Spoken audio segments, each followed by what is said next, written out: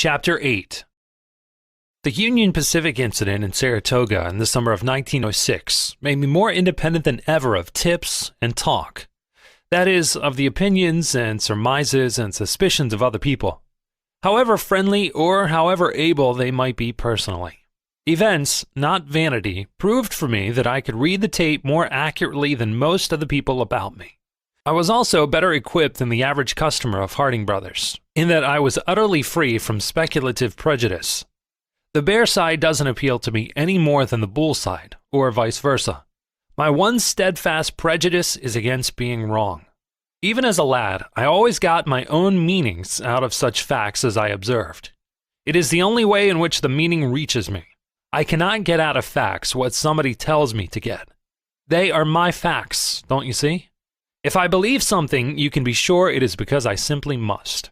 When I am long of stocks, it is because my reading of conditions has made me bullish. But you find many people reputed to be intelligent who are bullish because they have stocks. I do not allow my possessions, or my prepossessions either, to do any thinking for me. That is why I repeat that I never argue with the tape. To be angry at the market because it unexpectedly or even illogically goes against you is like getting mad at your lungs because you have pneumonia. I had been gradually approaching the full realization of how much more than tape reading there was to stock speculation. Old Man Partridge's insistence on the vital importance of being continuously bullish in a bull market doubtless made my mind dwell on the need above all other things of determining the kind of market a man is trading in. I began to realize that the big money must necessarily be in the big swing. Whatever might seem to give a big swing its initial impulse, the fact is that its continuance is not the result of manipulation by pools or artifice by financiers, but depends upon basic conditions. And no matter who opposes it, the swing must inevitably run as far and as fast and as long as the impelling forces determine. After Saratoga, I began to see more clearly, perhaps I should say more maturely, that since the entire list moves in accordance with the main current, there was not so much need as I had imagined to study individual plays, or the behavior of this or the other stock.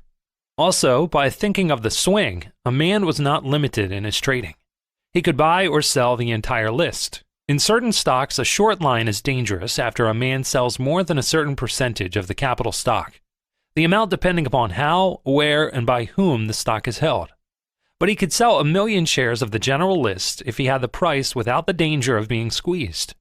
A great deal of money used to be made periodically by insiders in the old days out of the shorts and their carefully fostered fears of corners and squeezes. Obviously, the thing to do was to be bullish in a bull market and bearish in a bear market. Sounds silly, doesn't it? But I had to grasp that general principle firmly before I saw that to put it into practice really meant to anticipate probabilities. It took me a long time to learn to trade on those lines, but in justice to myself, I must remind you that up to then, I had never had a big enough stake to speculate that way. A big swing will mean big money if your line is big, and to be able to swing a big line, you need a big balance at your brokers. I always had, or felt that I had, to make my daily bread out of the stock market. It interfered with my efforts to increase the stake available for the more profitable, but slower, and therefore more immediately expensive method of trading on swings. But now, not only did my confidence in myself grow stronger, but my brokers ceased to think of me as a sporadically lucky boy plunger. They had made a great deal out of me in commissions, but now I was in a fair way to become their star customer, and as such to have a value beyond the actual volume of my trading. A customer who makes money is an asset to any broker's office. The moment I ceased to be satisfied with merely studying the tape, I ceased to concern myself exclusively with the daily fluctuations in specific stocks. And when that happened, I simply had to study the game from a different angle. I worked back from the quotation to first principles, from price fluctuations to basic conditions. Of course, I had been reading the Daily Dope regularly for a long time. All traders do. But much of it was gossip. Some of it deliberately false, and the rest merely the personal opinion of the writers. The reputable weekly reviews, when they touched upon underlying conditions, were not entirely satisfactory to me. The point of view of the financial editors was not mine, as a rule. It was not a vital matter for them to marshal their facts and draw their conclusions from them, but it was for me. Also, there was a vast difference in our appraisal of the element of time. The analysis of the week that had passed was less important to me than the forecast of the weeks that were to come. For years, I had been the victim of an unfortunate combination of inexperience, youth, and insufficient capital. But now I felt the elation of a discoverer. My new attitude toward the game explained my repeated failures to make big money in New York. But now, with adequate resources, experience, and confidence, I was in such a hurry to try the new key that I did not notice that there was another lock on the door, a time lock. It was a perfectly natural oversight. I had to pay the usual tuition a good whack per each step forward. I studied the situation in 1906, and I thought that the money outlook was particularly serious. Much actual wealth the world over had been destroyed. Everybody must sooner or later feel the pinch, and therefore nobody would be in a position to help anybody. It would not be the kind of hard times that comes from the swapping of a house worth $10,000 for a carload of racehorses worth $8,000. It was the complete destruction of the house by fire, and of most of the horses by a railroad wreck. It was good hard cash that went up in cannon smoke in the Boer War, and the millions spent for feeding non-producing soldiers in South Africa meant no help from British investors as in the past. Also, the earthquake and the fire in San Francisco and other disasters touched everybody: manufacturers, farmers, merchants, laborers, and millionaires. The railroads must suffer greatly. I figured that nothing could stave off one peach of a smash. Such being the case, there was but one thing to do: sell stocks. I told you I had already observed that my initial transaction, after I made up my mind which way I was going to trade, was apt to show me a profit. And now when I decided to sell, I plunged. Since we undoubtedly were entering upon a genuine bear market, I was sure I should make the biggest killing of my career. The market went off, then it came back. It shaded off, and then it began to advance steadily. My paper profits vanished, and my paper losses grew. One day, it looked as if not a bear would be left to tell the tale of the strictly genuine bear market. I couldn't stand the gaff. I covered. It was just as well. If I hadn't, I wouldn't have had enough left to buy a postal card. I lost most of my fur, but it was better to live to fight another day. I had made a mistake, but where? I was bearish in a bear market. That was wise. I had sold stocks short. That was proper. I had sold them too soon. That was costly. My position was right, but my play was wrong. However, every day brought the market nearer to the inevitable smash. So I waited, and when the rally began to falter and pause, I let them have as much stock as my sadly diminished margins permitted. I was right this time for exactly one whole day, for on the next there was another rally, another big bite out of yours truly. So I read the tape and covered and waited. In due course, I sold again, and again they went down promisingly, and then they rudely rallied. It looked as if the market were doing its best to make me go back to my old and simple ways of bucket shop trading. It was the first time I had worked with a definite forward-looking plan embracing the entire market instead of one or two stocks. I figured that I must win if I held out. Of course, at that time, I had not developed my system of placing my bets, or I would have put out my short line on a declining market, as I explained to you the last time. I would not then have lost so much of my margin. I would have been wrong, but not hurt. You see, I had observed certain facts, but had not learned to coordinate them. My incomplete observation not only did not help, but actually hindered. I have always found it profitable to study my mistakes. Thus, I eventually discovered that it was all very well not to lose your bear position in a bear market, but that at all times the tape should be read to determine the propitiousness of the time for operating. If you begin right, you will not see your profitable positions seriously menaced, and then you will find no trouble in sitting tight. Of course, today I have greater confidence in the accuracy of my observations, in which neither hopes nor hobbies play any part. And also, I have greater facilities for verifying my facts, as well as for variously testing the correctness of my views. But in 1906, the succession of rallies dangerously impaired my margins. I was nearly 27 years old. I had been at the game 12 years. But the first time I traded because of a crisis that was still to come, I found that I had been using a telescope. Between my first glimpse of the storm cloud and the time for cashing in on the big break, the stretch was evidently so much greater than I had thought that I began to wonder whether I really saw what I thought I saw so clearly. We had had many warnings and sensational ascensions in call money rates. Still, some of the great financiers talked hopefully at least to newspaper reporters, and the ensuing rallies in the stock market gave the lie to the calamity howlers. Was I fundamentally wrong in being bearish, or merely temporarily wrong in having begun to sell short too soon? I decided that I began too soon, but that I really couldn't help it. Then the market began to sell off. That was my opportunity. I sold all I could, and then stocks rallied again, to quite a high level. It cleaned me out. There I was, right and busted. I tell you, it was remarkable. What happened was this. I looked ahead and saw a big pile of dollars. Out of it stuck a sign. It had "Help Yourself" on it in huge letters. Beside it stood a cart with Lawrence Livingston Trucking Corporation painted on its side. I had a brand new shovel in my hand. There was not another soul in sight. So I had no competition in the gold shoveling, which is one beauty of seeing the dollar heap ahead of others. The people who might have seen it if they had stopped to look were just then looking at baseball games instead, or motoring or buying houses to be paid for with the very dollars that I saw. That was the first time that I had seen big money ahead, and I naturally started toward it on the run. Before I could reach the dollar pile, my wind went back on me, and I fell on the ground. The pile of dollars was still there, but I had lost the shovel, and the wagon was gone. So much for sprinting too soon. I was too eager to prove to myself that I had seen real dollars and not a mirage.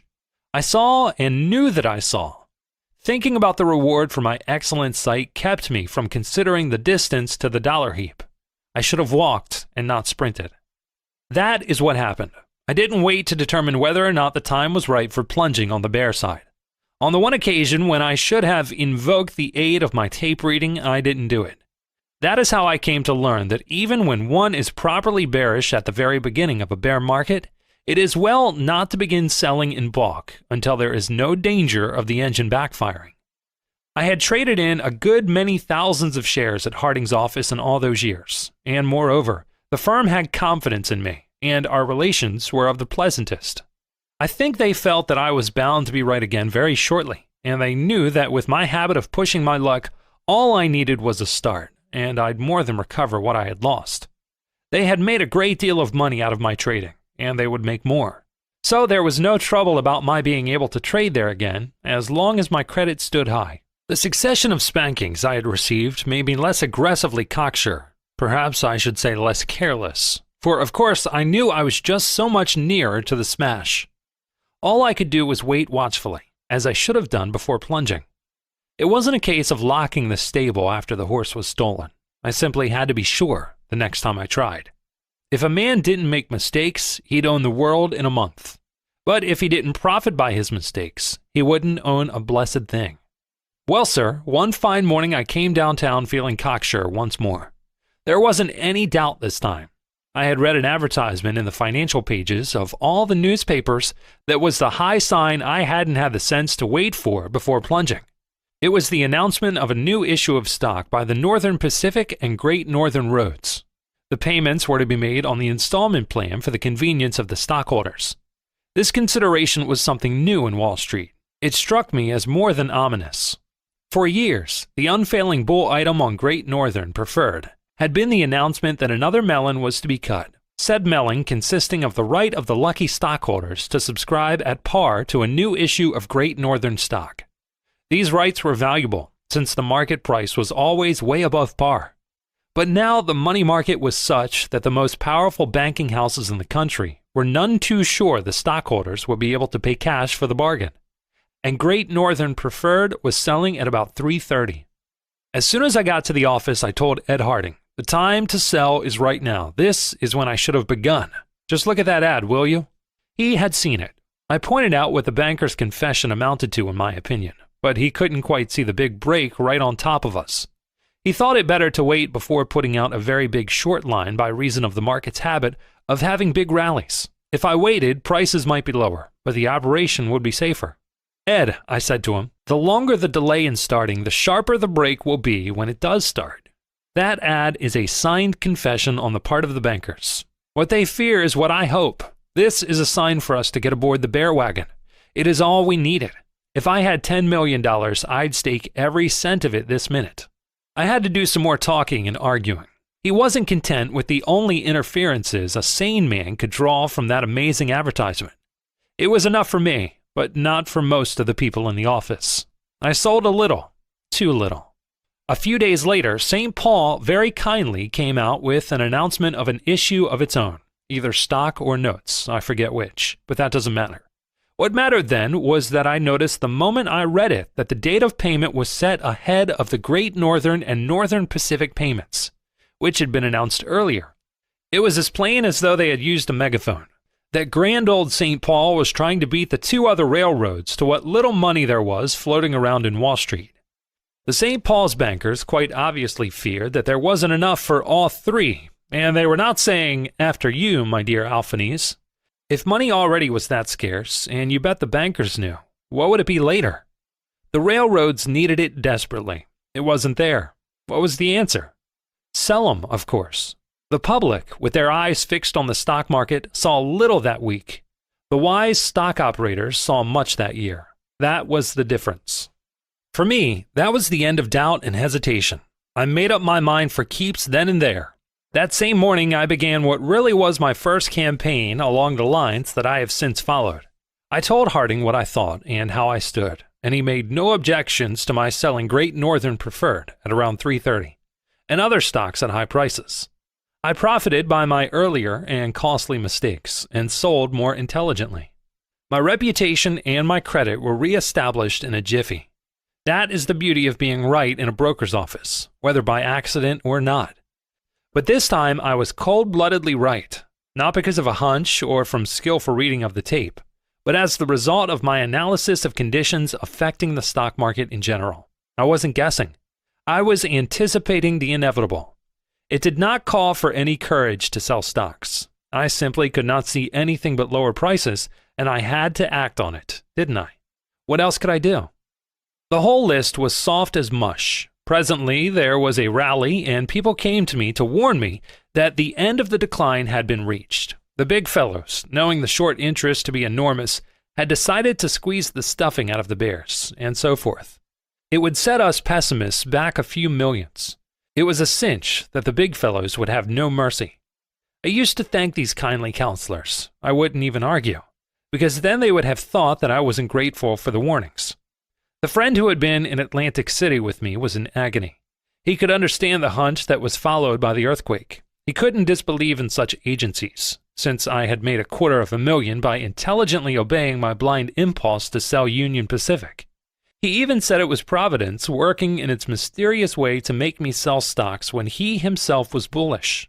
And he could understand my second UP trade in Saratoga, because he could understand any deal that involved one stock on which the tip definitely fixed the movement in advance, either up or down.